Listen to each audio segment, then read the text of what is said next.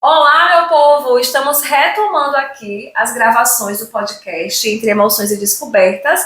E o tema de hoje está muito bacana. Será que eu tenho TDAH? Porque tantos adultos estão se descobrindo agora? E para poder responder algumas perguntas, nós temos aqui o nosso médico do coração, que atende aqui na Clínica Acolher, Itamar Antonini. Ele estará aqui para poder desbravar esse assunto que é tão questionado nas redes sociais. Então, para isso, nós teremos esse podcast, essa gravação, para que vocês de casa aí possam pegar as informações e já ir anotando aí se quiser, viu? Tudo bem, Antonini, ó? Itamar, estou chamando de Antonini porque seja bem-vindo. Tudo bem, minha amiga. Obrigado pelo convite. Estou aqui para fazer o meu melhor. Vamos, tentar desvendar esse assunto aí que muita gente tem dúvida, sempre perguntam e às vezes as pessoas têm e não sabem. Acho que é importante a gente falar sobre isso. Perfeito. Antes de iniciarmos com as perguntas sobre esse universo do TDAH, eu vou te apresentar melhor para o pessoal de casa te ouvir, te conhecer, saber quem é este aqui, que vai ficar uma hora batendo papo aqui sobre esse assunto. Gente, Itamar, ele é um cara super dinâmico, super extrovertido nas redes sociais. Eu não sei se vocês já viram o Instagram dele, depois eu vou marcar aqui o Instagram. Gente, quem vê se encanta e se apaixona, porque ele consegue trazer assuntos tão relevantes, tão sérios, de um modo tão dinâmico, de um modo tão leve, principalmente quando se fala de depressão, de ansiedade, de TDAH. E ele é pós-graduado em psiquiatria, ele é médico, pós-graduado em psiquiatria. Eu falei pediatria, foi? Não, psiquiatria. Eu falei certo? Uhum. Falei, então falei certo. Ele tem, enquanto hobby, leitura de livros em geral. Ele disse que às vezes acorda às 5 da manhã para ler livro. Já é um hiperfoco, né, não, Itamar? Acho que é hiperfoco. Já acordo no 12 já, pronto para ler o dia inteiro. Eu queria ter esse hiperfoco de leitura o tempo todo. Mas a cabeça da gente, cada um vai produzindo de uma forma, né? Sim. Tem 36 anos, é casado. E tem uma curiosidade aí também, porque ele tem TDAH e trata o TDAH. É importante a gente salientar isso aqui, que além de ter o TDAH, ele trata, é tratado. Então, nós falaremos sobre isso também no decorrer do tempo. Então, seja muito bem-vindo ao nosso podcast, essa retomada depois de alguns meses sem gravar nada aqui, mas estamos no episódio 6 e iniciaremos agora com uma pergunta-chave aí. O que exatamente é este tal de TDAH? Eu não sei, só de falar, eu falo para ela. Não, pode falar olhando para cá, olhando para mim. Esquece lá a câmera, só eu e tu aqui. Então pronto. O TDAH ele é um transtorno do neurodesenvolvimento, né? Ou seja, é algo que já começa quando é criança. Então, antigamente era até 8 anos de idade para baixo, né? Alguns dos critérios, depois de 12 anos, né? Então já está tendo uma flexibilidade maior. E é algo que acompanha a pessoa a vida toda, né? E ela é caracterizada por problemas de atenção, hiperatividade, né? Quando é mais criança, depois quando fica adulto, fica um pouquinho mais impulsivo. Às vezes pode ser sozinho, desatento, ou às vezes pode ser também sozinho, só hiperativo ou impulsivo, e combinado. São as formas que existem do TDAH. São as apresentações, né? São as apresentações. Perfeito. E algumas pessoas ainda têm a ideia de que tem TDA. Sim. Só que isso já caiu por terra. Que aí, na verdade, seria só a parte mais desatenta mesmo, que é o transtorno de déficit de atenção, que não tem a hiperatividade, né? Que aí seria isolado, não é o combinado. Mas tem algumas pessoas que têm. Ele, assim, não tem mais a nomenclatura, assim, né? Mas ele ainda tem a pessoa que é isolada. A apresentação, né? Predominantemente nível desatento, predominantemente hiperativo e impulsivo. Seria como se fosse o predomínio desatento. Porque às vezes chega um paciente aqui para fazer a avaliação neuropsicológica e fala assim, é porque eu tenho TDA. Aí eu vou corrigindo, olha, não é TDA, é TDAH. Então essa informação é importante para o de casa saber que o TDAH, a sigla dele, a nomenclatura é essa mesmo, de acordo com o DSM-5, Sim. De acordo com o CID, tudo certinho. Ele não teve realmente o TDA, não. É só o TDAH. Perfeito. E falando aí de TDAH, você tem 36 anos. Sim. Aí eu te pergunto, você descobriu o TDAH com quantos anos? Com 30. Quando eu comecei a fazer pós-graduação em psiquiatria, Aí fui observando que tinha muitos sintomas do TDAH e eu comecei a observar também retrospectivamente como era a minha vida, as merdas que eu fui fazendo, as coisas, Eita. as coisas negativas que eu fui fazendo durante a vida e comecei a ver que tinha sentido. E aprofundando mais, acabei me autodiagnosticando e quando eu iniciei o tratamento deu uma melhorada boa. Mas foi mais ou menos. Eu percebi que já tinha uma diferença na minha vida desde quando era criança, né? Eu era muito atentado, né? Derrubava muro, quebrava as coisas, acabava com tudo. Era muito hiperativo. E aí depois, quando foi crescendo, fui me envolvendo em brigas. E aí na faculdade eu comecei a observar que eu tinha uma capacidade diminuída em relação ao aprendizado comparando aos meus amigos, né? Então eu tive que estudar um pouquinho mais para poder aprender mais ou menos a mesma coisa. E apesar. Aí, o bom é que eu era esforçado, então eu acabava compensando, não fazia um mecanismo compensatório. Só que assim, eu observava que era muito a diferença. E aí, depois com o tempo, fui observando, né, que não estava muito certo, e como apareceu mais ou menos os sintomas ali, eu estava fazendo psiquiatria e eu identifiquei isso aí mesmo. Comecei a tratar e aí deu uma organizada, já fiquei mais calmo. Já foi se organizando, já foi ficando já. Até então não tinha perdido meu réu primário, graças a Deus. Então deu tempo Conseguiu se livrar? deu tempo de tratar ainda. Perfeito. E acho engraçado que eu ouvi de um certo paciente, obviamente que eu não falaria o nome, né, por questão de ética, e ele disse assim, quando ele foi para um atendimento contigo, ele falou, poxa, ele me entende. E eu acredito que essa sensibilidade de olhar o paciente, você enquanto médico, nós enquanto profissionais da área de saúde, olhar esse paciente com um olhar acolhedor, de empatia, entendendo como primeiro funciona toda essa dinâmica sintomática do transtorno, e para você que já tem também o transtorno instalado, a compreensão para esse sujeito é muito maior. Não que os outros profissionais que trabalham também com demandas com TDAH, como depressão, autismo, que não têm o transtorno, não vão conseguir fazer um trabalho muito bem feito. Não, muito pelo contrário. Conseguirão também, mas se você já sabe como funciona, você sente na pele todas as suas necessidades, os sintomas eles manifestam em você de uma forma muito direta, é muito mais fácil você compreender como é que esse sujeito funciona. Sim, esse é um dos feedbacks que eu sempre recebo dos pacientes, que, na verdade, como eu sinto tudo, eu consigo ter mais empatia pelo paciente. Porque às vezes as pessoas que estão de fora, um problema de saúde mental não é um problema igual, por exemplo, o cara quebrou um braço. Você vê lá que ele está com gesso, né, no braço. Né? Sim. Na saúde mental você não consegue ver. Então, muitas vezes é taxado de preguiçoso, vagabundo, por aí vai, né? Pessoa que não é preguiçosa, não quer fazer as coisas, né? E quando você passa por isso e sabe que, às vezes você tem até vontade, você sabe o que tem que fazer e não consegue fazer, você acaba tendo mais empatia por quem tem. E eu ter isso acaba tendo esse diferencial, que em relação aos outros profissionais, não estamos falando mal, né? Só uma constatação mesmo. E eu entro no mundo do paciente, eu consigo às vezes até traduzir o que eles querem dizer, mas não conseguem, porque às vezes eles sentem algumas coisas que eu já senti, e não consegue expressar aquilo. Então, eu tendo essa visão de fora, ter passado por isso aí, me ajuda bastante a ter essa empatia e também conseguir fazer tratamento, porque eu já fiz muitas modificações assim na minha vida que me ajudou a melhorar, a fluir mais o ambiente. E São as estratégias, né? Estratégias, que tudo isso dá para passar para o paciente. E às vezes outro profissional, talvez, porque não foi necessário para ele, não consegue passar, né, algo que ele não tem essa visão.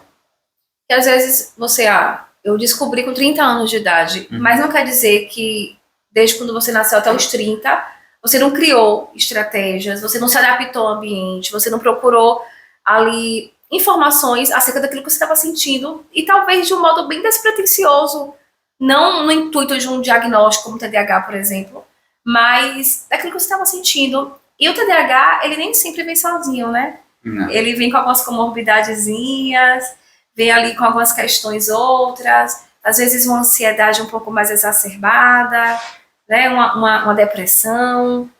Com certeza. E você consegue mensurar essa procura que tem para você de demanda médica mesmo, quais seriam as comorbidades mais comuns que esses pacientes apresentam?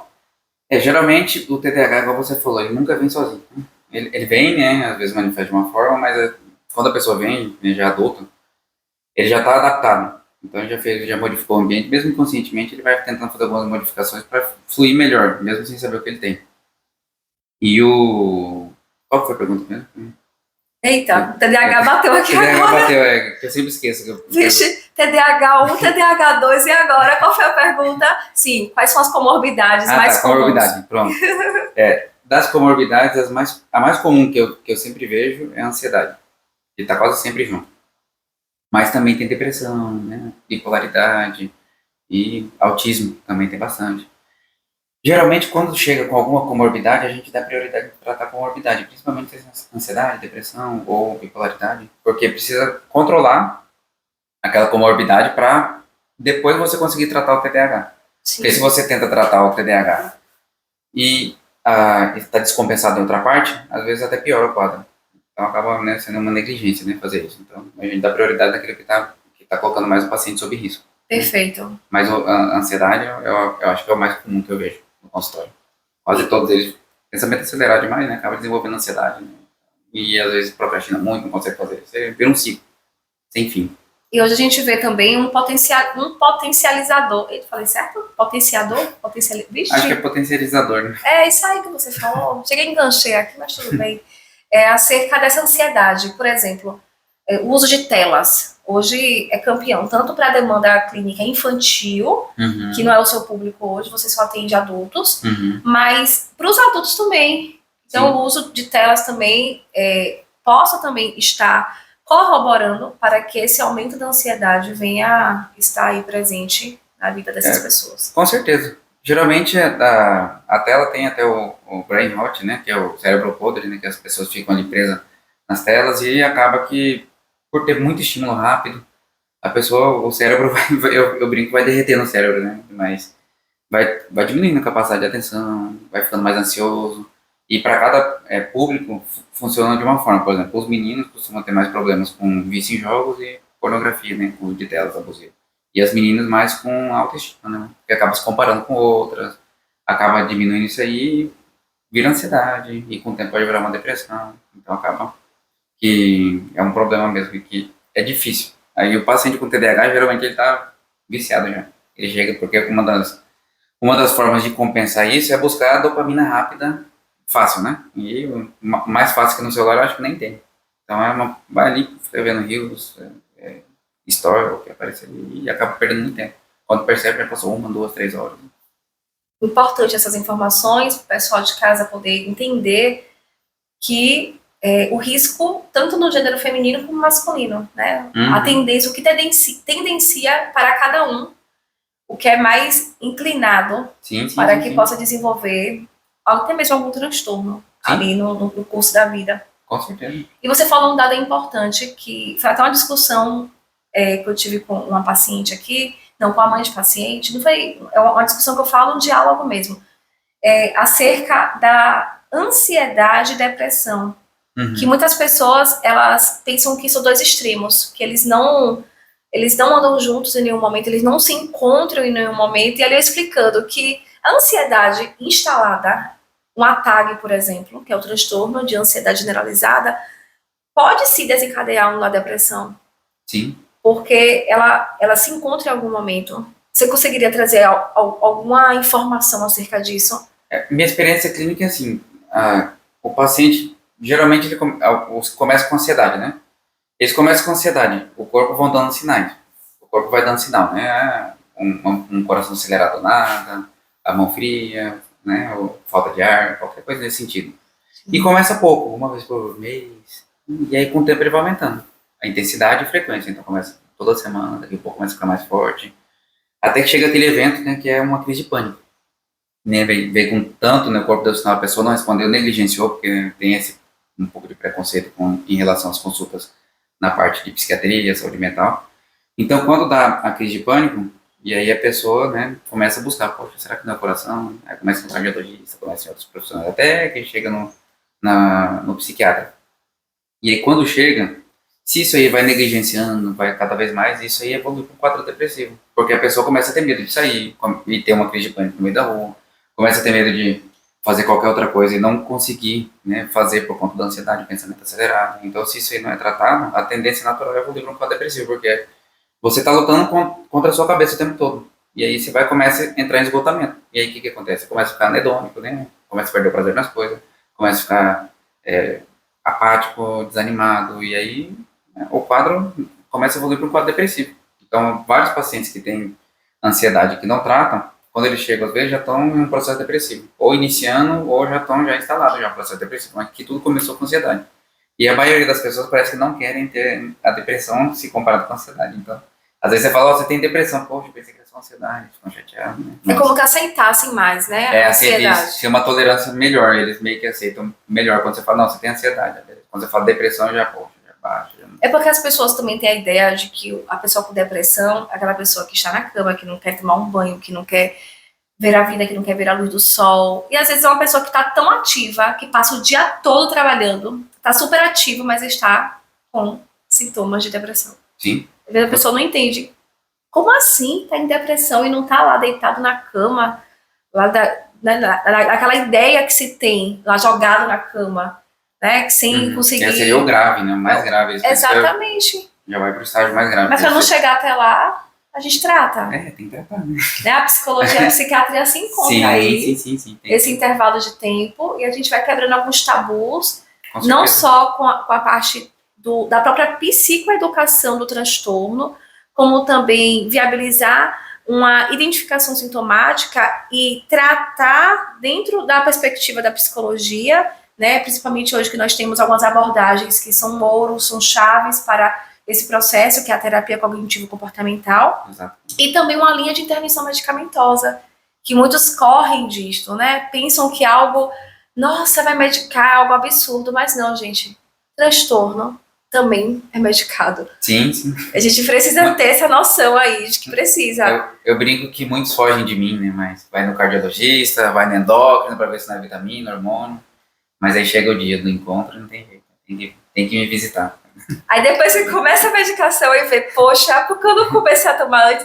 Eu estou muito melhor, eu estou agora com mais ânimo, agora eu estou conseguindo lembrar das coisas, não estou esquecendo tanto. Eu começo a trazer os relatos depois da intervenção medicamentosa, não estou dizendo que é a resolução dos problemas, não. Sim. E tem todo um trabalho de psicoeducação, todo um trabalho terapêutico por trás, mas a intervenção medicamentosa também é importante nesse processo. Com certeza. Então não tem como a gente fechar os olhos para ela e dizer que é só uma questão aí das grandes indústrias farmacêuticas, não.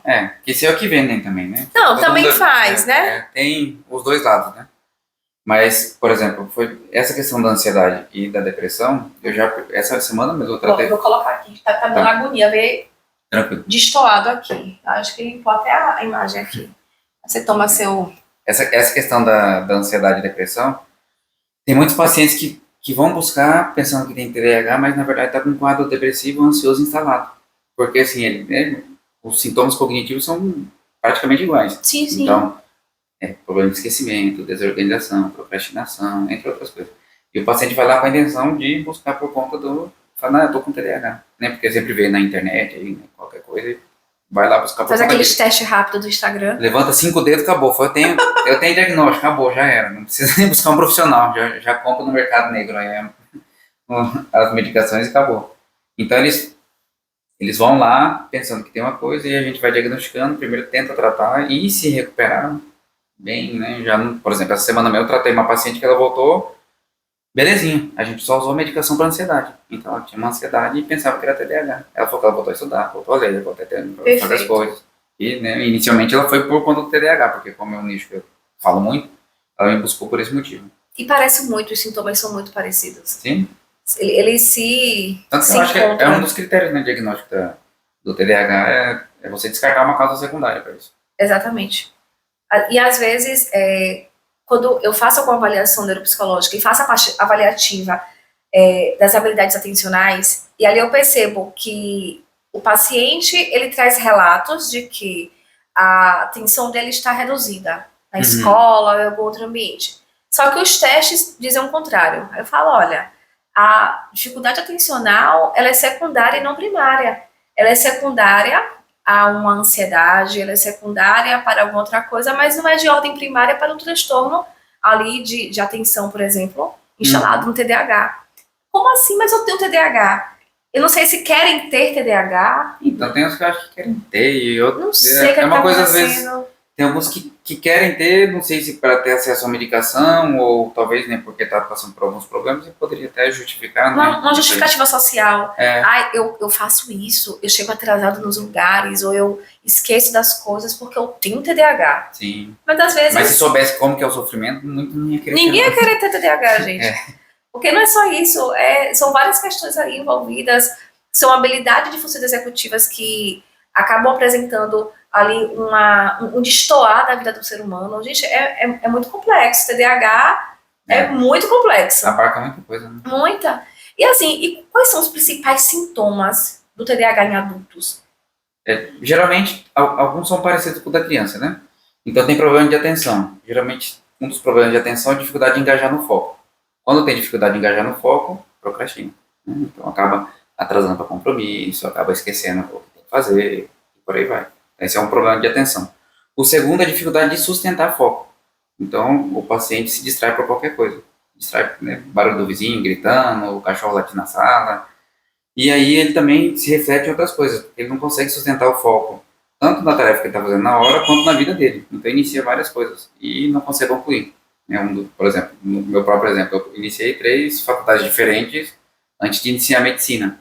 Né? Eu iniciava com pouco tempo, abandonava. Então, esse é um dos problemas que tem na fase adulta. E alguns têm hiperfoco, que a gente falou, né? Que alguns vão ali e fica preso mesmo. Tem paciente que tem hiperfoco por algumas coisas que fica preso horas ali, esquece de ir no banheiro urinar. Quando vai, já tá pra. Bexiga já tá pra explodir, né? Vamos dizer assim. E são hiperfocos variados também, né? Às vezes a cada Variado. 3 meses, 6 meses, um mês, uma semana. Aham. Aí varia. Aí fica ali, puf, depois acabou. E às vezes é com alimentação, às vezes também é com um jogo, às vezes é com um hobby. Um tema. Esse é da parte atencional, né? Depois tem a parte da hiperatividade e impulsividade. Na criança costuma ter mais hiperatividade, né? Nos homens, nos meninos, né? As meninas não costumam ter tanto esse padrão hiperativo. Tem também, mas não é tanto. Mas os meninos costumam ter esse padrão imperativo e quando vai crescendo vai ficando mais impulsivo. Ele não pode sair pulando, né? Depois que você tá grande, não pode pular em cima das coisas, quebrar a mesa e sair na loucura. Então ele acaba ficando impulsivo. Então começa a comprar muito, depois chega, se arrepende, pô, já tem 5 tênis igual, ele comprou mais um. Então vai lá, começa, faz inscrição de 3 cursos de pós-graduação diferentes, não consegue dar seguimento em nenhum. E várias outras formas, né? Às vezes tem a impossibilidade de falar, né? Uma coisa depois se arrepender, porque né? Fala meio sem pensar. Na baixa do controle inibitório. E já vai do controle inibitório. Então tem essa parte da impulsividade é bem marcada, já quando você está mais na fase adulta. Né? Então aqui acaba acarretando vários prejuízos, né? Além de ser como você acaba se envolvendo em comportamento de risco também. Então você tem mais tendência a vícios, a droga, entre outras né? Situações de correr com carro. Né? Então por isso que é importante o tratamento, que uma vez que você trata, você diminui essa chance de se envolver a questões mais graves, né? Como uso de droga, né? Ou acidentes por falta de atenção. Perfeito. E hoje eu já levanto a bandeira, tá, Itamar, aqui, de intervenção precoce para TDAH. Porque hoje sabemos que uma criança de 3 anos, 4 anos, não pode ter o diagnóstico de TDAH ainda. Olha que a literatura já deu uma reduzida. Sim, Antes sim. era 7, 8 anos para ter um diagnóstico. Hoje, uma criança com 5 anos, a gente já consegue fechar diagnóstico. Sim. Mas existem os sinais que se manifestam antes dos 5 anos. Não é porque não pode fechar o diagnóstico, a gente não pode tratar os sintomas. Sim. Então, eu levanto muito essa bandeira da gente conseguir trabalhar as partes de habilidade de função executiva, os sintomas manifestos desde os 3, 4 anos de idade.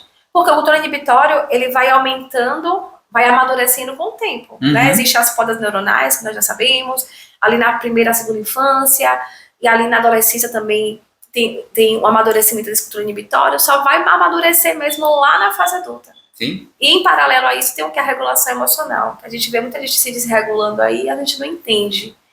Eu sei que nós temos que ter consciência dos nossos atos, mas também pode ser ali uma questão de rebaixamento mesmo. Um TDAH não tratado na infância, na adolescência, e que acabou reverberando agora na vida adulta, trazendo danos absurdos nesse processo. Geralmente, você falou isso aí, eu também sou a favor de tratar o quanto antes. Porque eu já li vários estudos sobre isso, né? Tem até um que eu estava lendo, que eu li por último, que fala que o TDAH tratado, ele vive de 8 a 9 anos a mais do que aquele que não trata. Exatamente por isso, porque quanto mais jovem, mais a chance de você se envolver com uso de droga, bater um carro, fazer alguma situação de briga e morrer, né? Acontecer qualquer coisa nesse sentido. Então, quanto antes tratar, melhor. Até essa semana mesmo eu tive um paciente que a gente iniciou, ele tinha 16 anos de tratamento. Eu não atendo, né? Mas essa foi uma sessão que eu não conheci. E agora ele tá com 17, mas é outro menino. Ele tava ruim no colégio, não queria fazer nada. Agora ele tem horário certinho pra tudo. Ele acorda, faz. À tarde ele toma outro remédio dele. Vai lá, ele tá fazendo tudo. É outra pessoa. Então, assim, até eu tava falando, falei, nossa, na minha época não tinha isso, né? Talvez tivesse, poderia ser melhor no colégio, né? Porque eu sou meio assim, quero sempre, né, que a gente, quem tem TDAH costuma ser meio perfeccionista, porque você se sente sempre abaixo, né?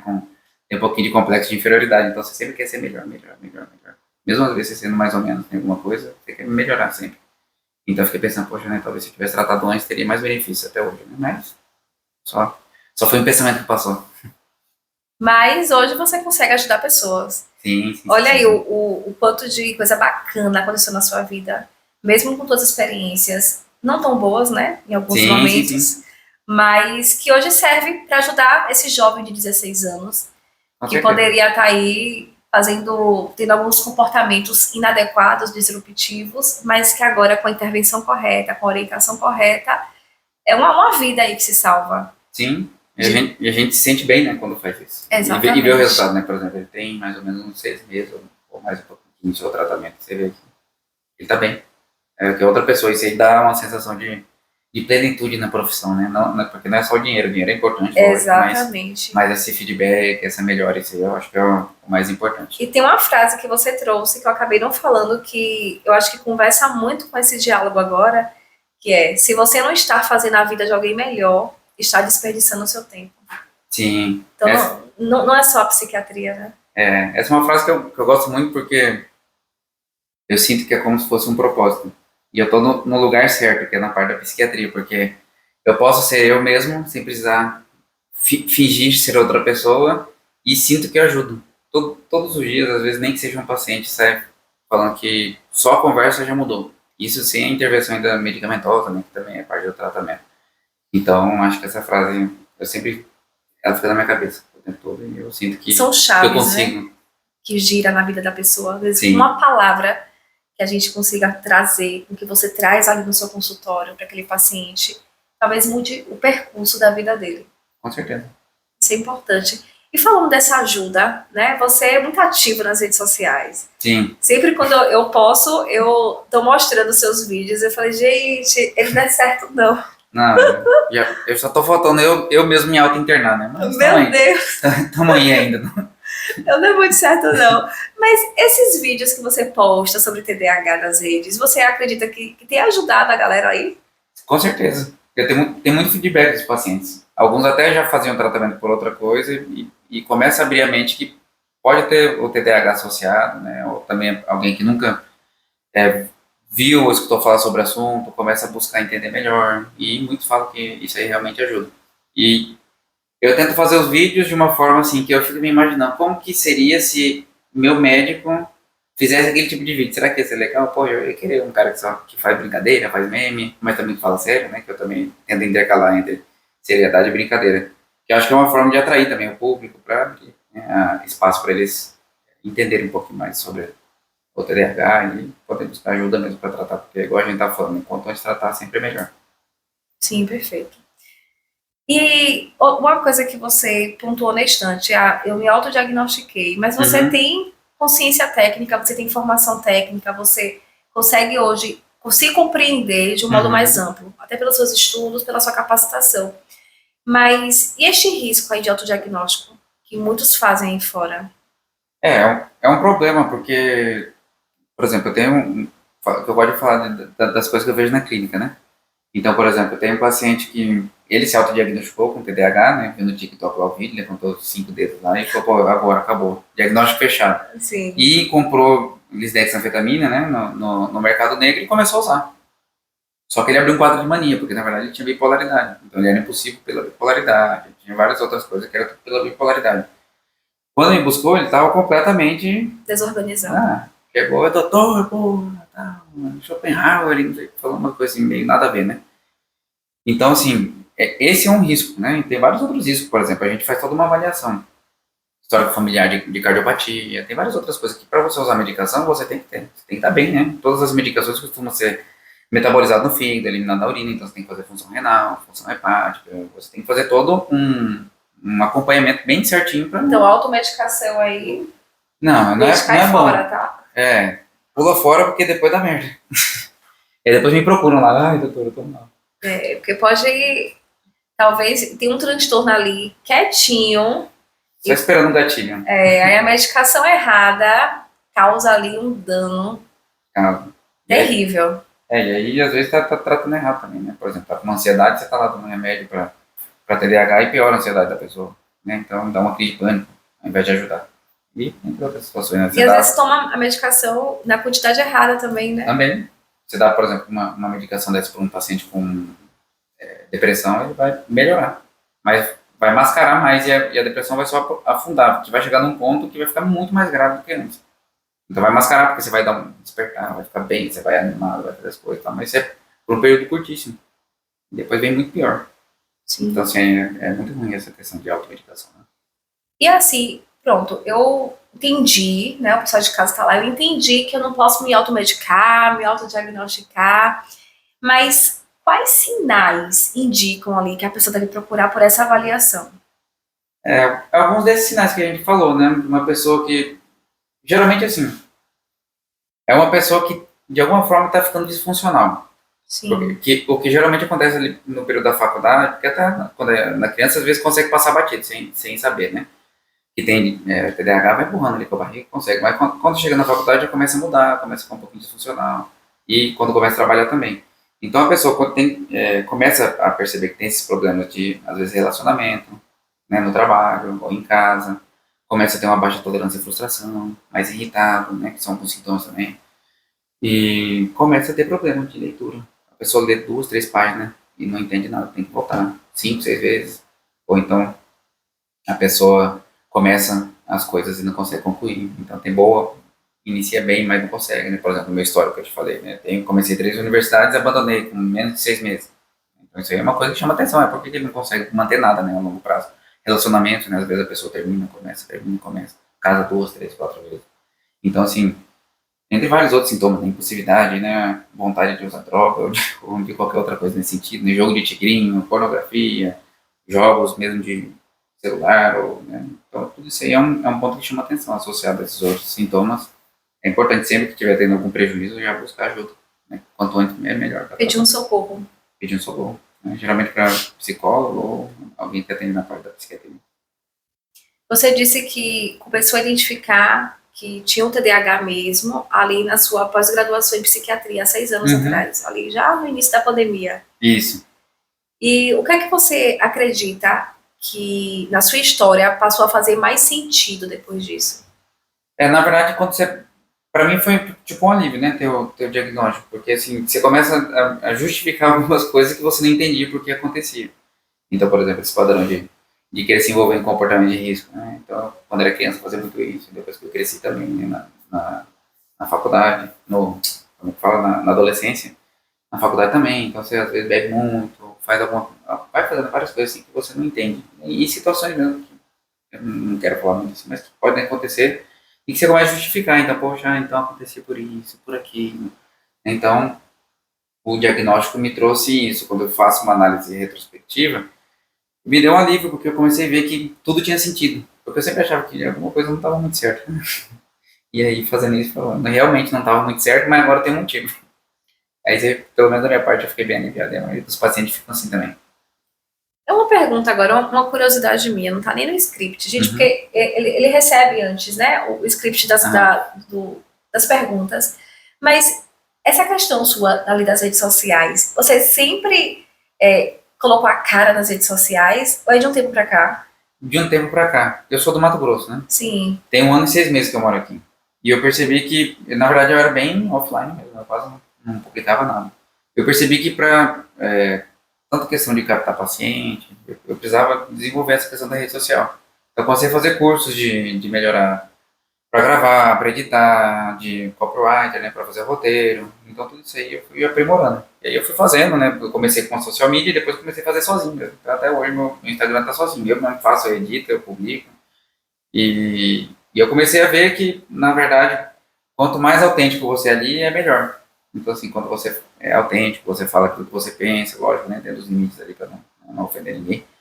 Acaba sendo bom não só para a parte profissional, mas para você mesmo, que você está sendo quem você é, você não precisa mentir. Então, quando o paciente me vê na rua, não tem uma discrepância do que ele vê no consultório, do que ele vê no Instagram ou em qualquer outro lugar. Então, é mais ou menos parecido, a mesma coisa, entendeu? As mesmas besteiras eu falo em todos os lugares. Não tem uma máscara ali, não. Não. Às vezes, assim, tem um pouco de personagem que acaba tendo, mas não foge muito da realidade. Sim. Porque ali você tem que ser polido, né? Para eu não ser preso, eu acabo, né, contendo algumas palavras ali para não ir preso e não perder meu réu primário, mas mais ou menos parecido com a realidade mesmo. Porque quem te conhece de perto, e olha que nossa comunicação é mais profissional, a gente não para tomar um café à tarde, até porque a gente não tem nem tempo, né? Sim. Tá difícil, Tá difícil. E percebe-se nos bastidores, né, a forma como você lida com as situações, com as solicitações. Então, é esse perfil mesmo que eu encontro também lá nas redes sociais. Então, sempre quando eu posso, eu encaminho algum vídeo, eu mostro algum vídeo seu para um pai de paciente, para uma mãe de paciente, até os pacientes que venham para cá para fazer avaliação, para que eles entendam, olha, eu tenho aqui um psiquiatra, só que assim, ele não é muito normal, né? É melhor te mostrar antes, para depois você não achar. Chegar lá e se surpreender. O pior é que eu já recebi feedback de paciente, falando assim, nossa, eu marquei consulta com você que você tem cara meio de doidinho, assim, né? e me senti representado. Então, assim, de certa forma também serve de filtro, né? Porque tem pacientes que gostam de alguém um pouquinho mais sério, formal, que usa uma roupa mais elegante, né? E eu não tenho esse perfil, eu sou desse jeito aqui. E então filtro também, né? Alguns querem, outros não, mas a maioria gosta. Principalmente os pacientes com TDAH, porque é uma identificação mais rápida, porque como eu tenho TDAH, e eu consigo traduzir o que os pacientes não conseguem às vezes falar, então essa identificação é bem rápida. Então, quando eles chegam ali na consulta, rapidinho a gente se identifica. Tipo, eu sei o tá que você está sentindo, eu sei o que você passa, porque eu passo a mesma coisa. Exatamente. Talvez não a mesma coisa, mas bem próximo. Eu tô só um degrauzinho um pouquinho acima porque eu estudei um pouco o assunto, mas só, o resto é tudo igual, não tem muita diferença não. A mesma bagaceira sintomática, né? A mesma, não tem pra onde fugir não. Teve uma vez que um paciente foi pra você, ele usou o termo engraçado, que depois eu fiquei refletindo, ele doutor Itamar também é uma vítima, assim como eu. Ele é uma vítima? Uma vítima do TDAH. É bom que ele se identificou, né? Realmente não é só comigo não. Ele chegou assim falando, tô tão aliviado porque eu não tô sozinho. Tem uma vítima, ele também é. Então, eu acho, mas ele não usou o termo vítima de vitimismo, não. Mas, sim. tipo assim, o transtorno, ele me causou alguma coisa ali que não foi legal. Sim. Então, ele também é causado por isso. Eu falei, tá vendo? Eu não me disse que ele era bom? Sim, e é desse jeito mesmo. A gente vai mostrando para o paciente que acontece com todo mundo. E como o tratamento melhora essa parte. Demais. Às vezes ele não tem essa consciência, mas quando começa a fazer, muda tudo. E vamos lá, sobre o tratamento, né? O tratamento envolve apenas medicação? Geralmente não, né? O tratamento é multidisciplinar, né? Quase, né? E o tratamento medicamentoso é um dos melhores que tem. Porque na psiquiatria eu acho que é o que responde melhor. 70%, 85% de resposta, assim, as pessoas têm, no geral, quando usam. E o que é muito difícil, né? Porque a maioria não tem essa taxa, demora, né? E ele costuma ser mais rápido, quando é com psicoestimulante. Mas não é só a medicação. Terapia, né? Principalmente a terapia comportamental, que é melhor, né? Porque tem muita distorção cognitiva, né? Tem que fazer essa terapia. Tem algumas crenças ali que limitam, o paciente não consegue avançar, porque tá com a mente tão travada, uma mente parece que tá tão paralisada, que ele não consegue identificar algo para além de uma realidade que ele criou. Não é nem uma realidade que é real mesmo, mas uma pseudo-realidade. Essas distorções cognitivas muitas que eles fazem, e eles mesmos se prendem, às vezes, numa prisão e tacam a chave fora, né? Aí você tem que ir lá pegar a chave. Não, faz assim você vai mudar, vai melhorar. E a gente quer, às vezes, tirar essa pessoa dentro dessa né, desse casulo ali, mesmo abrindo, olha, aquele fora tá legal, tá fazendo um sol muito bacana, tá bem legal, vem pra cá, eu te dou a mão, eu te seguro. Não quer sair, porque tá acostumado com aquilo ali. Exatamente. Aí entra ali o processo terapêutico, É entra o fundamental. processo da parte do psicoestimulante, entra também o processo de acompanhamento com o psiquiatra, porque as pessoas também pensam que vai no psiquiatra uma vez, não precisa voltar Acabou, mais. né? Não. Tem um acompanhamento, tem uma averiguação ali, né, da parte medicamentosa. Eu tô trazendo algumas informações que era para você estar respondendo. Se deixar, Não, tranquilo, fica de eu boa. acabo atropelando Fica à vontade. também, viu? Mas é bem complexo esse sentido aí, né? É, Que muitos pensam que só precisa ir uma vez lá pra você. sim. Só que assim, o bom é que as medicações são receituário amarelo, né? Por enquanto, né? Então eles são obrigados a voltar, porque a medicação tem uma resposta tão boa que eles acabam voltando porque eles precisam pegar a medicação. Então, para pegar a medicação, eles têm que ir lá e consultar comigo de novo. A gente conversar, tentar traçar estratégias diferentes, ver se realmente teve uma resposta esperada. Se a medicação está melhorando o TDAH e não está prejudicando a ansiedade ou algum outro sintoma. Então, é importante fazer esse segmento. Às vezes a pessoa pensa que é igual você falou, só tomar e pronto, acabou. Mas não funciona assim, né? Porque também tem efeito adverso. Às vezes pode ter, né? Tem coisas que é esperado, tem coisas que não. Então, isso é importante para relatar e para ver como que vai ser a evolução desse paciente. E às vezes o pessoal pensa assim, ah, eu vou pro psiquiatra, vai ser como vários outros médicos, 10, 15 minutos e vou embora. Não, é uma consulta longa, é uma consulta ali de uma hora, né, Itamar, que você costuma fazer. É de 40 minutos a uma hora, mais ou menos, a primeira consulta com o paciente. E é o momento de você levantar as informações, né? A gente faz aquela análise fenomenológica, né? Desde criança, aquele padrão, se está evoluindo assim, se realmente tem por terceiros, né, que já escutou falar. Então você tem que fazer toda essa análise, isso aí demora, né? Não é só chegar assim, ah, o que você tem? Ah, tem isso aqui, então toma some daqui. Pronto, acabou, não funciona assim, entendeu? Então tem que fazer toda essa avaliação e também tentar entrar no mundo do paciente, né? Porque você precisa saber a realidade dele.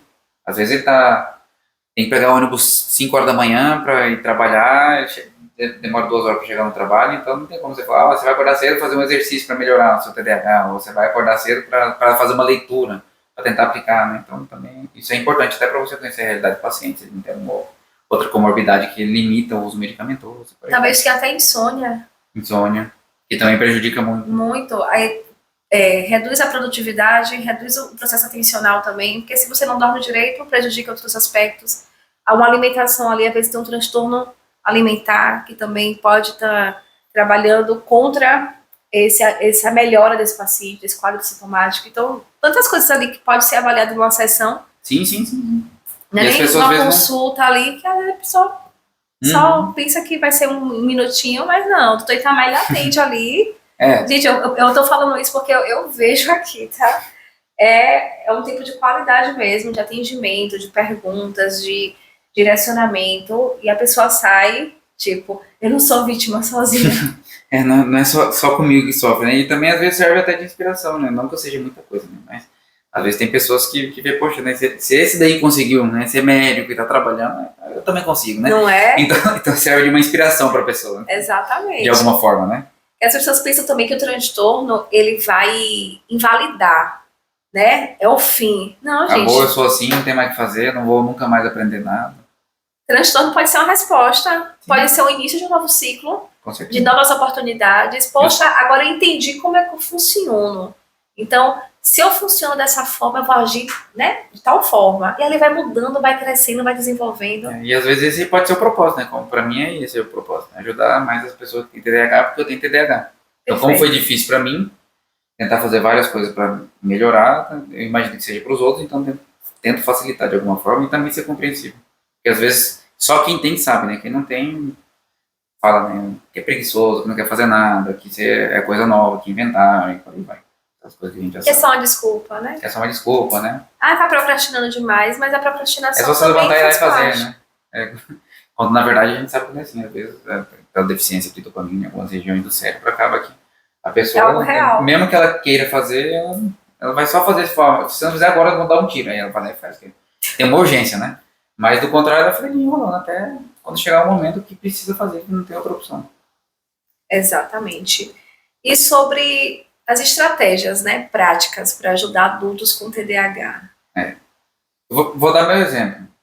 A principal coisa que eu uso são várias estratégias. Eu tô até fazendo um e-book, depois mais pra frente vou passar pra você dar uma olhada também, o que você acha. Com várias estratégias, tem mais de 30 que eu já montei, mas eu vou montar mais. Que bacana. Com bastante coisa. Mas assim, uma coisa primeiro é entender como que você funciona, né? Quando você tem diagnóstico, como você funciona. Não ficar culpando os outros, pô, já poderia ter feito antes, tá? Todo mundo sabe que poderia, mas, né? Então, começar a ver suas limitações, começar a ver o que se encaixa com o seu perfil, o que não se encaixa. Aprender a dizer não, né? Quando é necessário, porque às vezes tem coisa que já não faz mais parte de você, mas você continua fazendo isso e tudo vai desgastando ainda mais. E depois tem várias estratégias, por exemplo, de leitura. Leitura para você ler, você tem que sempre tentar ter a mesa limpa, não ter nada que chama atenção, a não ser que seja intencional. Fone de ouvido, pode ser com ruído marrom, ruído branco, qualquer um desses aí que ajuda a dar uma acalmadinha nas ondas cerebrais. Também você pode, se não tiver o ruído marrom, você pode colocar abafador de ruído. Tem vários tipos de abafador de ruído, tem aqueles maiores, tem uns que você só encaixa no ouvido e por aí vai. Então, isso é uma parte importante. Além disso, distração de celular, que é tudo. Deixar o mais analógico possível. Digital, tentar evitar tudo. Por exemplo, eu mesmo deixo meu celular quando eu vou estudar, deixo fora. Eu não mexo nas redes sociais antes de ler pelo menos 1 ou 2 horas por dia. Porque isso aí depois me afeta, meu desempenho diminui. Eu fico pensando em alguma situação que eu vi. Então, rede social, essas coisas tem que deixar tudo fora do momento que você está estudando. E durante o estudo você pode fazer, né? Tem várias técnicas, né? Tem a mais famosa que é o Pomodoro, né? Você estuda 25 minutos, pausa 5. Só que muitos pacientes eu percebo que cometem um erro no intervalo dos 5 minutos, que você estuda 25 minutos concentrado e você é obrigado a parar 5 minutos. Só que nesses 5 minutos, ao invés dele ir lá, tomar uma água, ir no banheiro, fazer alguma coisa, não vai lá para rede social. Aí ele não consegue voltar, entendeu? Então depois ele não consegue voltar, porque ele é muito estímulo. Então tem que fazer alguma coisa que é para aliviar só o excesso, né? Então você faz ali blocos de 1 a 2 horas de Pomodoro e aí depois sim, você pode fazer outra coisa. Mas se você nesses intervalos fizer, ficar mexendo em rede social, né, essas dopaminas rápidas, assim, você vai acabar cansando. Então essas são algumas coisas. Então, por exemplo, você quer gravar alguma coisa. Aí sim, você pode colocar na mesa. Eu quero gravar. Porque assim, o TDAH ele vê uma vez não adianta nada. Tem que ver 100 vezes às vezes a mesma coisa. Então, ele coloca ali, quero gravar, por exemplo. Outro dia eu estava vendo a parte de neuroanatomia e eu estava vendo a neurofisiologia, né? O hipocampo, a parte responsável pelas memórias. Tá? O sistema límbico é a parte das emoções. O córtex pré-frontal da organização. Blá, blá, blá, blá. E eu queria gravar isso, então eu desenhei e deixei. Eu tenho um quadro na frente da minha mesa, que não tem nada, é todo branco. Então eu desenhei lá e está tudo pronto. Então todos os dias que eu sento, eu olho aquele quadro e vai fixando. Até que chega num ponto que eu fixei e acabou. Fixei, vou lá, pago e vida que segue. Já está aqui na minha cabeça, aí não sai mais. E também, assim, devido a essa deficiência, você precisa buscar também técnicas de memorização, por exemplo, regras mnemônicas, né? Tem vários tipos. Palácio da memória, técnica da jornada, montar acrônimos, tentar fazer imaginativamente as coisas. Então, assim, são várias técnicas que você tem que fazer, são inúmeras, que você pode fazer para tentar melhorar. Eu sempre brinco que assim, é como se você tivesse 2 carros na pista. Um é 1.0 e o outro é 2.0. Nós com TDAH somos 1.0. E o 2.0 são as pessoas mais típicas. 1.0, quando você dá medicação, ele pode ficar 1.0 turbo. Então, quase parecido com 2.0, né? Sim. Mas se a sua pista tiver cheia de buraco, não adianta nada. Então, assim, você vai ter o turbo, você vai ter a potência, mas se você não organizar seu ambiente, vai ser a mesma coisa. Entendeu? Você vai acabar batendo ali, não vai conseguir fluir. Então, a parte ambiental é essa, de tampar os buracos, organizar, deixar a pista lisa e você poder desenvolver seu potencial máximo. Então, acho que essa é uma parte importante na questão do tratamento, que é bom as pessoas entenderem isso. Eu já quero ler esse e-book, já fiquei curiosa aí. Eu tô montando, já tá com mais de 30 páginas, já tem mais de 30 dicas. Perfeito. Né? Assim, com situações cotidianas e tal, e separado por alguns capítulos. Mas já tem mais de 30. Já tem um infoproduto aí, viu? Já tá montando. É um infoproduto. Chama Ferramentas Diárias pro TDAH. Até pensei assim, inicialmente fazer um só com 30, que é uma por dia. Sim, então, assim, 30 dias de TDAH, para tentar consertar algumas coisas ali, né? Então, são várias coisas que a gente vai elaborando até para tentar. É muito rico esse conteúdo aí, porque vai ajudar muita gente. Sim. E geralmente eu vou passar para o paciente, assim, se ele tiver interesse, mas quando já tiver o diagnóstico, né? Para não ficar distribuindo para paciente que não tem, pensa que tem, sem passar por uma avaliação, né? E vai fazendo uma coisa pensando que vai dar certo, na verdade está com outro transtorno. Aí vai criando ali na cabecinha dele que ele tem, e às vezes vai até provocando esses sintomas, Sim. Vai querendo se justificar nele. Sim, já teve paciente que eu falei que ele não tinha diagnóstico, ele ficou bravo comigo.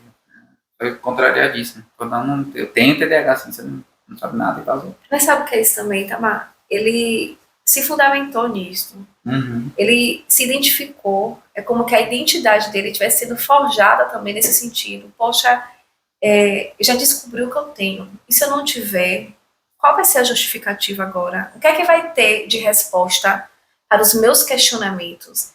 Então, seria um alívio para ele ter, porque ele vai Sim, parar de sim, se sim, sim. questionar, de se culpar, de se perguntar, de, o que é que eu tenho? E talvez Uhum. ele pode até ter ouvido em alguns momentos, você tem alguma coisa, né? Você Sim, tem algum problema, né? Que todo mundo já leva para esse sentido. E às sim, vezes sim, ali, sim. aquele momento de ele ouvir uma negativa do TDAH, poxa, ainda bem. Muitos poderiam pensar assim, mas no caso dele não. Não, é que ele tinha ansiedade, né? Mas ele não aceitou muito bem o diagnóstico. Falei, não, vamos tratar primeiro a ansiedade, depois a gente vê se persistir, a gente pode, né? Talvez pode ser e tal, mas aí não voltou mais não. E outro ponto também é importante, que muitos entendem que o TDAH, ele nasce ali com 20 anos, com 15 anos. E às vezes nós sabemos que antes dos 12 anos tem que ter sintomas. Tem que ter. É critério diagnóstico É aí. critério diagnóstico. Geralmente é até difícil, porque assim, as pessoas não têm a consciência, né, quando é criança. Não tem às vezes eles não lembram como que eu era no colégio. Muitos não lembram. Né?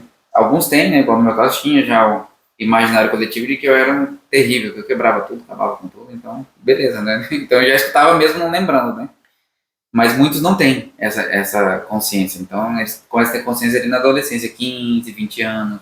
E aí é importante, né? Perguntar, mas sua família não falava que você era danadinho, terrível, ou não falava que às vezes você ficava ali muito preso no seu mundo, né? Que as meninas costumam ser diferentes dos meninos, né? As meninas costumam ficar em devaneio o tempo todo. Elas são mais tímidas, isoladas. Elas não são hiperativas. Elas são mais desatentas mesmo. E é devaneio contínuo que elas ficam.